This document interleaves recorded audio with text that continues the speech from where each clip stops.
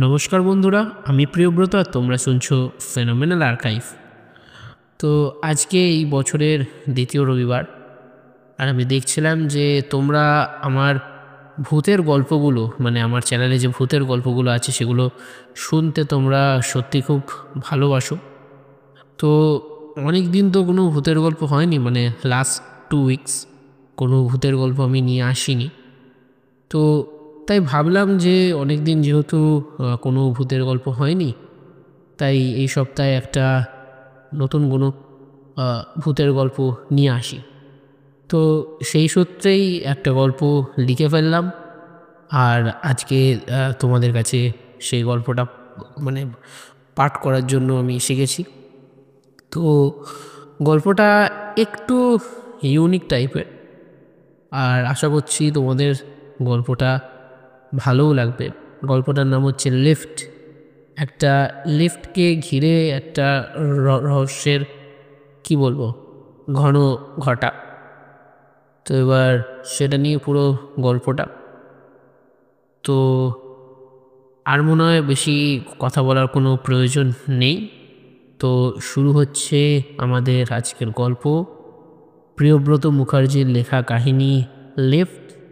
গল্প পাঠে প্রিয়ব্রত মুখার্জি। শুরু হচ্ছে লিফট।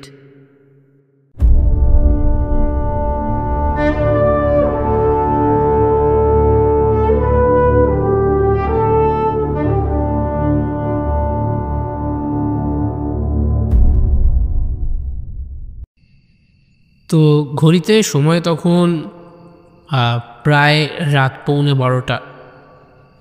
রাহুল নিজের অফিসে একাই কাজ করছে। ও জাস্ট 1.5 মাস হলো এই নতুন চাকরিটা পেয়েছে। খুবই নিডি ফ্যামিলির ছেলে রাহুল। সরকারি চাকরির চেষ্টা করছিল, কিন্তু সরকারি চাকরিতে বর্তমানে যা কম্পিটিশান, তো সেসব ক্ষেত্রে আর মানে কম্পিটিশানে পেরে উঠতে না পেরে একটা প্রাইভেট কোম্পানিতেই এই 1.5 মাস আগে একটা চাকরি পেয়েছে। তো ও জয়েন করে এখন 1.5 মাস সেই চাকরিটা করছে। তো তোমরা সবাই যারা প্রাইভেট কোম্পানিতে চাকরি করো, তোমরা জানো যে অনেক সময় ওভারটাইম করতে হয়।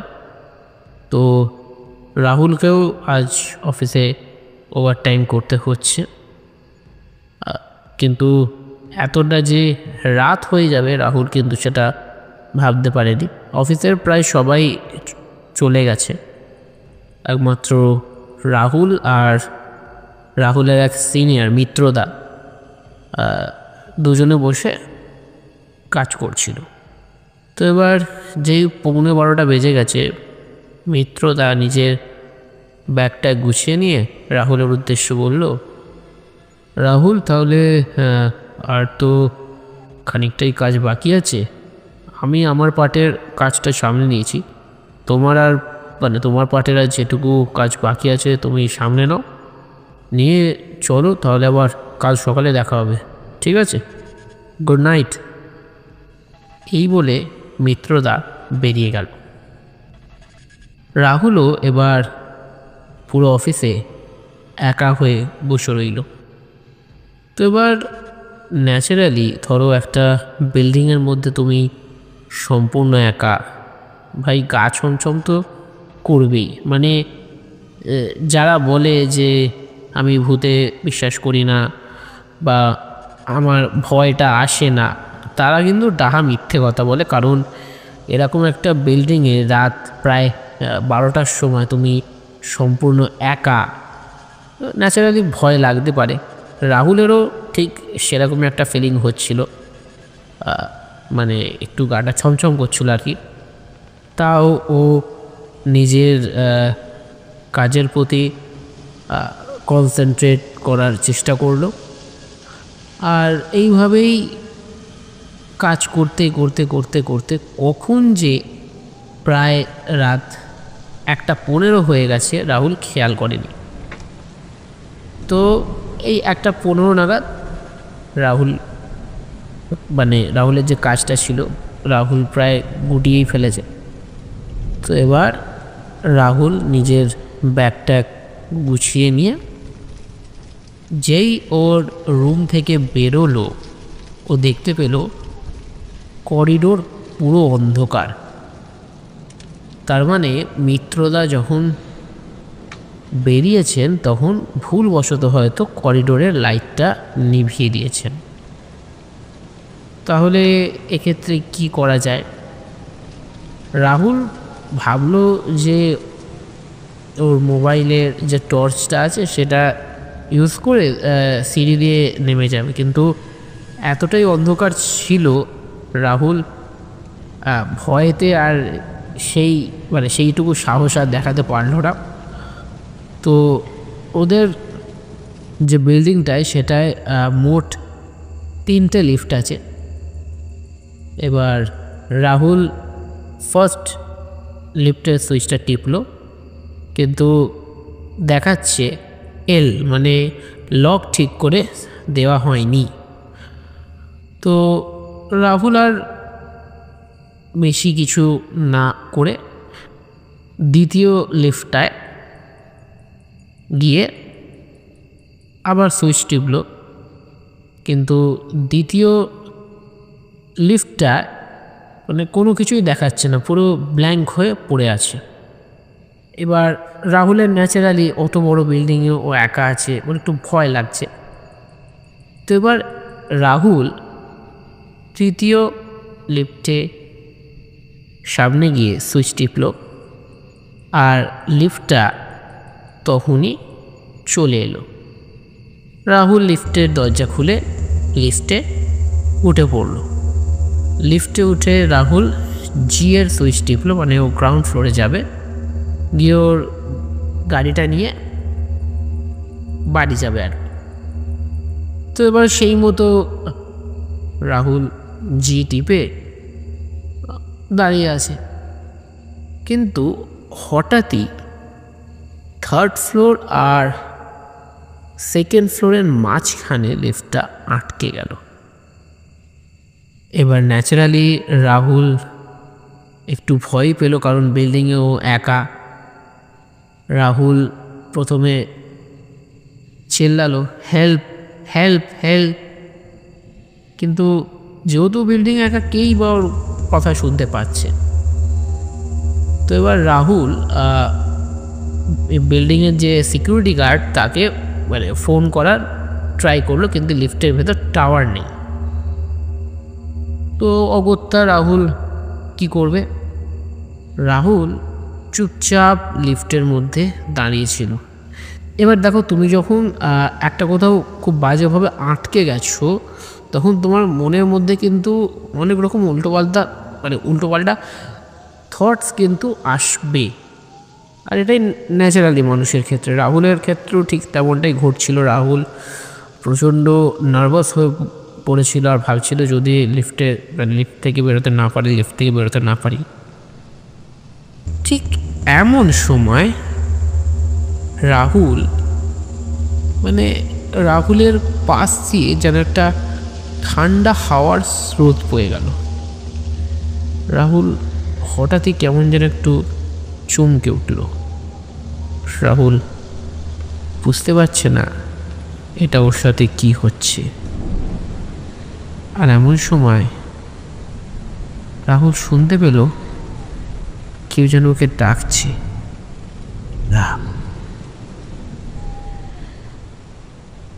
রাহুল শুধু এইটুকু শুনতে পেয়ে একবার পিছন ফিরে তাকালো, কিন্তু সেখানে কেউ নেই।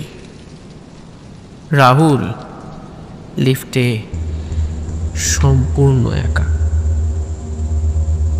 রাহুল ভাবলো এইরকম একা লিফটের মধ্যে আটকে আছে বলে হয়তো ওর ও কি বলবো, হ্যালুসিনেট করছে।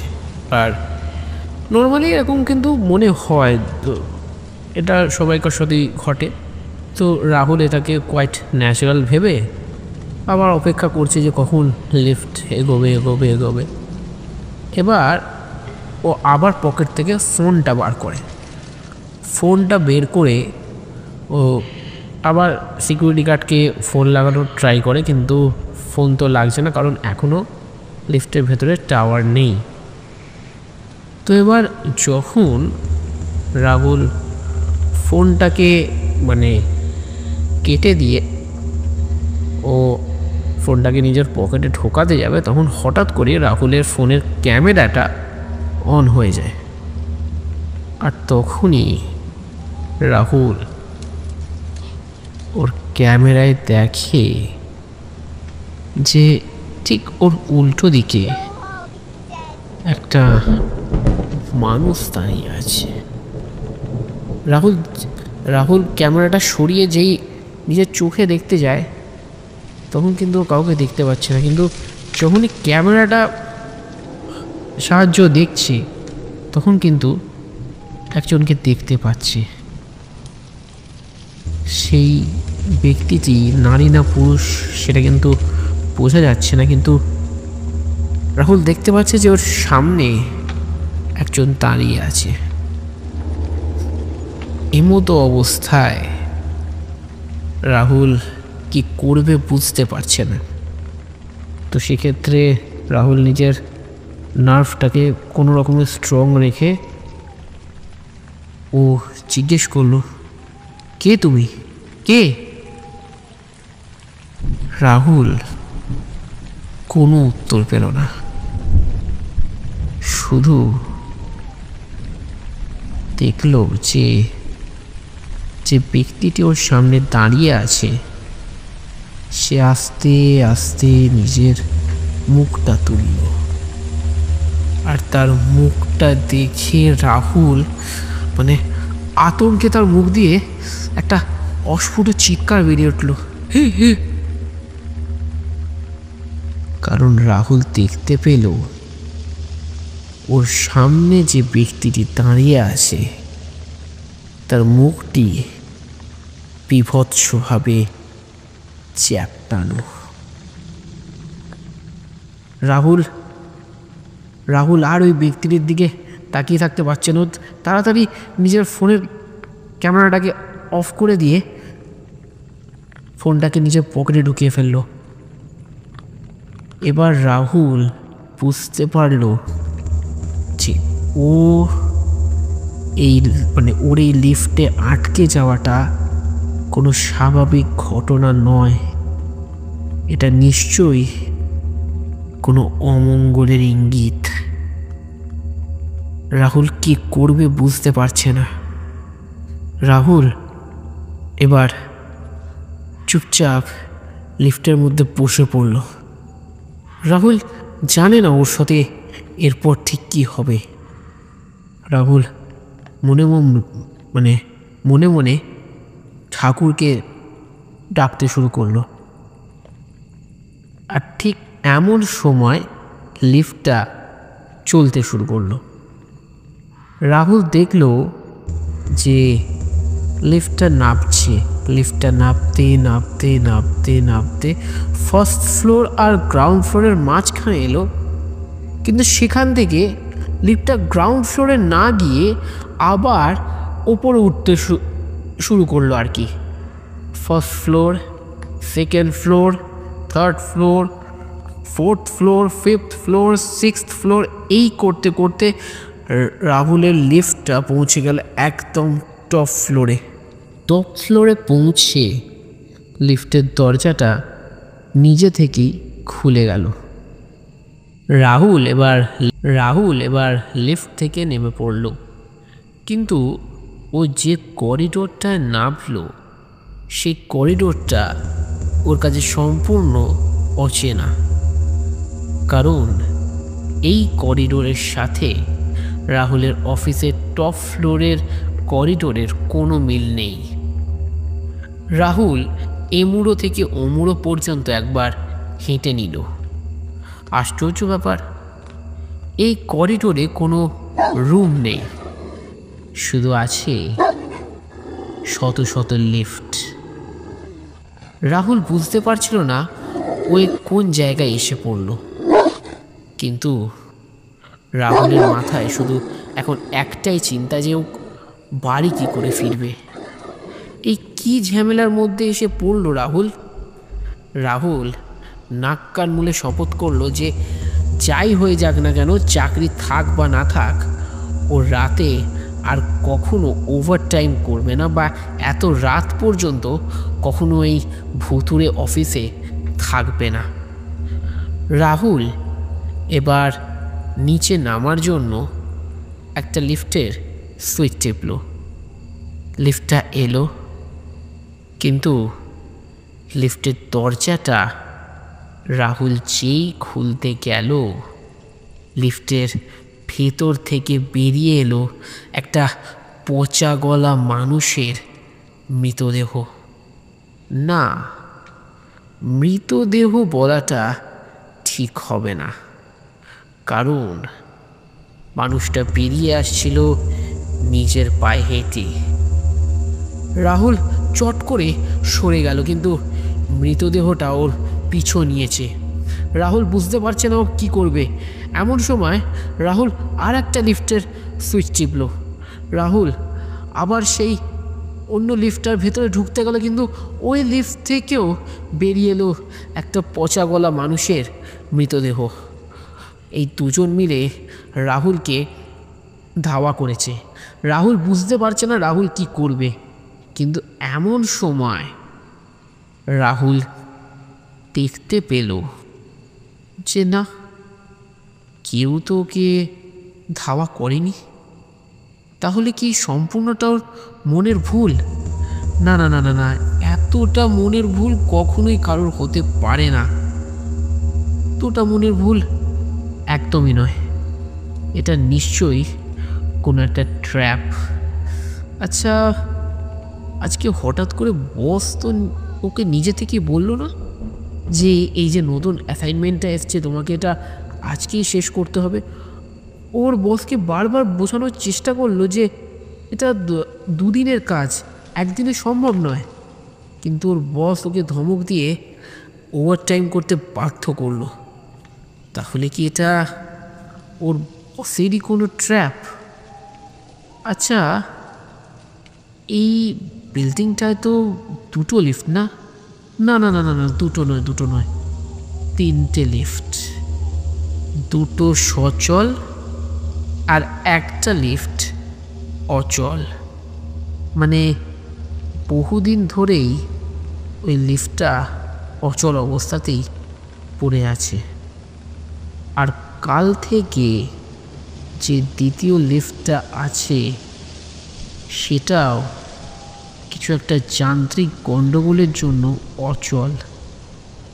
তার মানে ভরসা ছিল শুধুমাত্র ফার্স্ট লিফট। তো বড় ভুলটা সে কি করে করলো? এইভাবে কি কিছু না জেনে শুনে এই রাত বিরেতে ওই তৃতীয় লিফটটায় ওঠা কি ওর ঠিক হয়েছে? ঠিক এমন সময় রাহুল শুনতে পেল একটা চেনা কণ্ঠস্বর। রাহুল,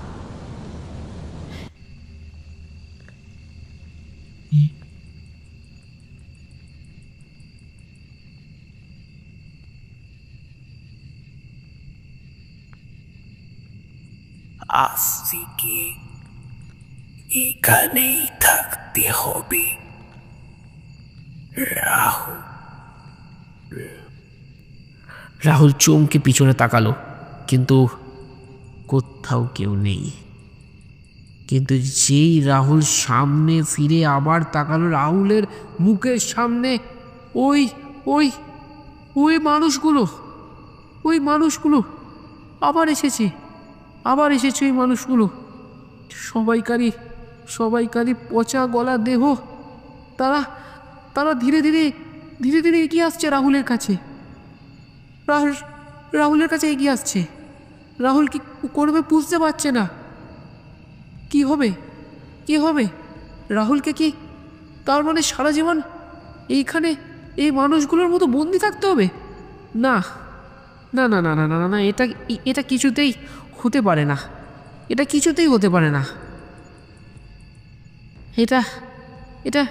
এটা সম্ভব নয়। রাহুলকে বাঁচতেই হবে। রাহুলকে বাঁচতেই হবে, রাহুলকে বাড়ি ফিরতেই হবে, ওর ওর ফ্যামিলি মেম্বারদের কাছে ওকে ফিরতেই হবে।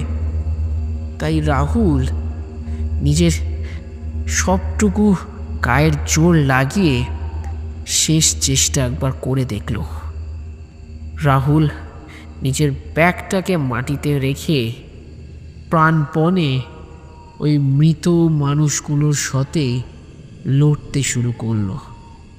হায় রে ভাগ্য, রাহুলের এই চেষ্টাটা বৃথা চেষ্টা। কারণ ছায়ার সঙ্গে কি কখনো পেরে ওঠা যায়? রাহুল নিজের মন প্রাণ দিয়ে চেষ্টা করছে, ওকে এই অন্ধকার থেকে বেরোতেই হবে, কিন্তু পারছে না, পারা সম্ভবও নয়। কারণ রাহুল অন্ধকারের যে অতল গভীরে তলিয়ে যাচ্ছে, সেই তল থেকে হয়তো স্বয়ং ভগবানও ওকে উদ্ধার করতে পারবে না। একে একে এবার মৃতদেহগুলো রাহুলকে চাপটে ধরতে শুরু করলো। রাহুলের দম বেরিয়ে আসছে, মনে হচ্ছে আর কিছুই করার নেই। কি হবে এরপর? রাহুল আর পারছে না। রাহুলের চোখটা আস্তে আস্তে আস্তে বুঝে আসছে। রাহুল নিজের লড়াই সম্পূর্ণ করতে পারল না, তলিয়ে গেল গভীর অন্ধকারের অতল কোণে। হঠাৎই রাহুলের চটক ভাঙল। রাহুল দেখতে পেল ও একটা লিফটের মধ্যে দাঁড়িয়ে আছে, আর লিফটটা থেমে আছে 3rd ফ্লোর আর 2nd ফ্লোরের মাঝখানে। রাহুল ভাবছে যে কি করা যায়। এমন সময় রাহুলের ফোনটা বেজে উঠল। রাহুল ফোনটা ধরে বলল, হ্যালো। হ্যাঁ সাহেব, আমি এই বিল্ডিংয়ের সিকিউরিটি গার্ড বলছিলাম, রাম সিং। হ্যাঁ রাম সিং বলুন। বলছি সাহেব, আপনি আপনি যে লিফটটায় উঠেছেন সেটা এখন 3rd ফ্লোর আর 2nd ফ্লোরের মাঝখানে দাঁড়িয়ে আছে। তা আপনি একটু ওয়েট করুন, আমি আসছি, আপনাকে বের করছি ওখান থেকে, ঠিক আছে? রাহুল ফোনটা পেয়ে আশ্বস্ত হলো। রাম সিং কিছুক্ষণ বাদে এসে রাহুলকে ওই লিফট থেকে উদ্ধার করলো। রাহুল এবার ওর গাড়ির কাছে গিয়ে গাড়িটা স্টার্ট দিল, আর তখনই রাহুল শুনতে পেল, এবারের মতো ছেড়ে দিলাম, ভবিষ্যতে এই অফিসে কিন্তু রাত্রিবেলা থাকার কোনো চেষ্টা করবে না।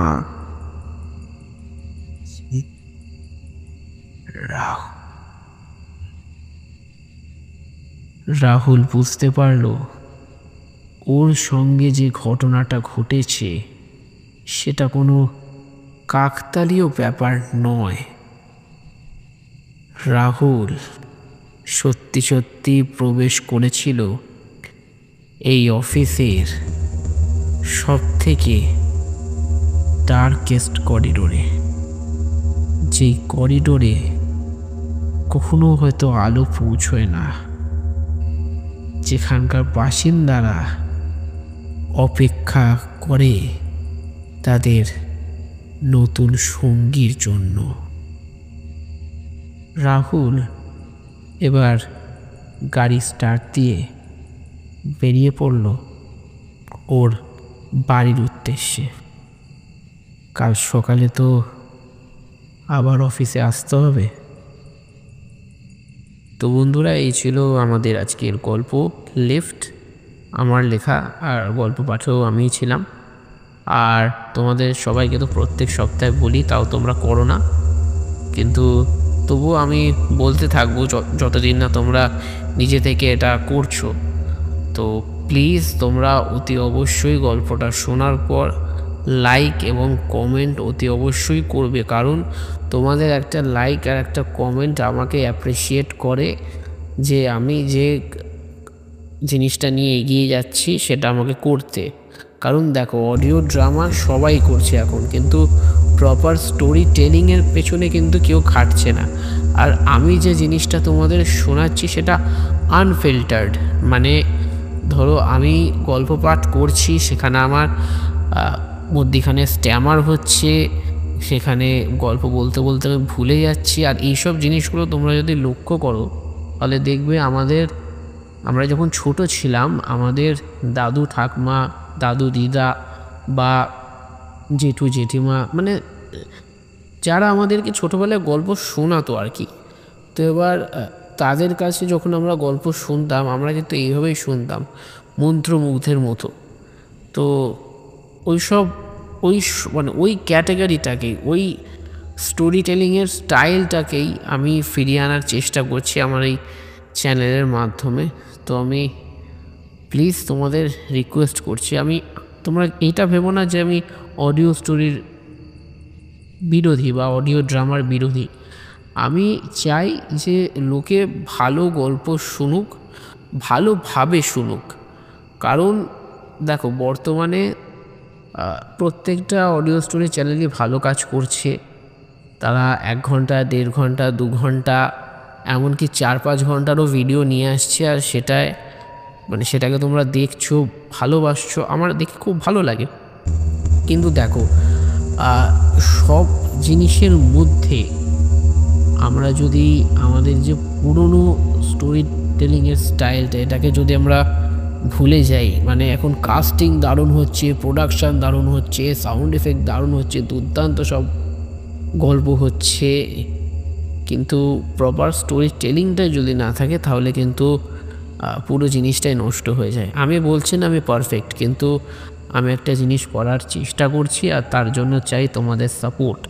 তো সেজন্যই আমি বলছি যে যদি গল্পটা ভালো লেগে থাকে, প্লিজ দয়া করে তোমরা, প্লিজ আর দয়া করে মানে একই অবশ্য, কিন্তু তবুও আমি বলবো প্লিজ দয়া করে তোমরা মানে গল্পটা লাইক করো, গল্পটায় কমেন্ট করো, এবং নিজের যত বন্ধু আছে সবাইকার সাথে শেয়ার করো, আর সবাইকে ভালো গল্প শোনার সুযোগ করে দাও, ঠিক আছে? তো এইটুকুই বলবো। আর এরকমই নিত্য নতুন গল্প পেতে চ্যানেলটাকে অবশ্যই সাবস্ক্রাইব করো। তো আজকের জন্য এইটুকুই থাক, দেখা হচ্ছে আগামী সপ্তাহে আরও একটা নতুন গল্প নিয়ে। ততদিনে সবাই সুস্থ থেকো, ভালো থেকো, সর্বোপরি গল্পে থেকো। তো আজকের জন্য এইটুকুই, দেখা হচ্ছে আগামী সপ্তাহে।